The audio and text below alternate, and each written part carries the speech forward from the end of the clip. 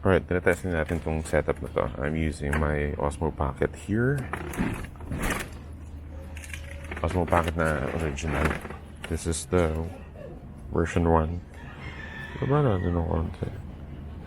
Yan. And then GoPro right here. For recording. Yes. Testing na lang natin dito sa loob ng compound. Kung magagana to, then it's good.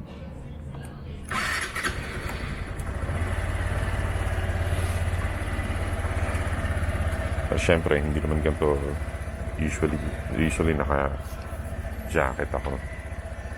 Pero since dito lang naman tayo, tingnan natin nga kung kaya nitong Osmo Pocket yung wind. Pero hindi natin matetesting ng mabilisan. Dito lang. Kasi, pati yung GoPro pala. Teka, sandali. Masyado mababa.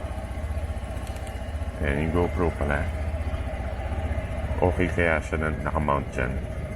Let's test. Testing lang. Kaya ni Osmo Pocket. Ayan. Could it keep up sa vibration? Pati yung wind kaya. Kaya.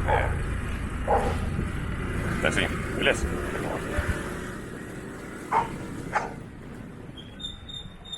Ayan o.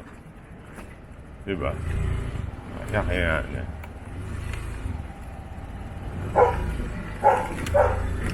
Do it again.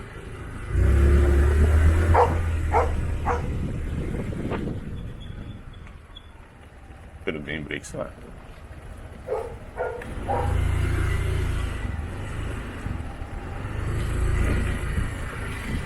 Mukhang masaya to.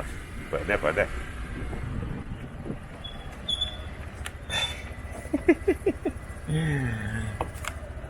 Siguro feasible. We'll see. Kailangan matesting to sa labas. Kaya. I wonder. Meron ba sa inyo nakasubok na ng Osmo Pocket? Parang ganito. Diba? I don't know. Gusto lang ma-utilize yung kung ano meron ako.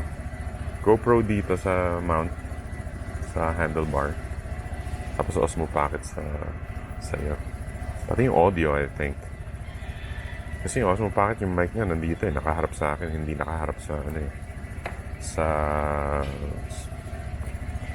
away from me. Anyway, we'll see.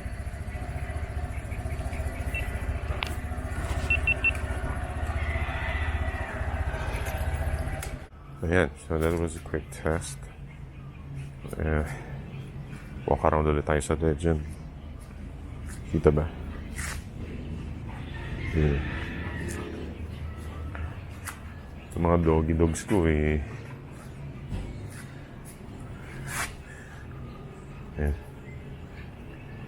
Dito lang yung sepangs nila.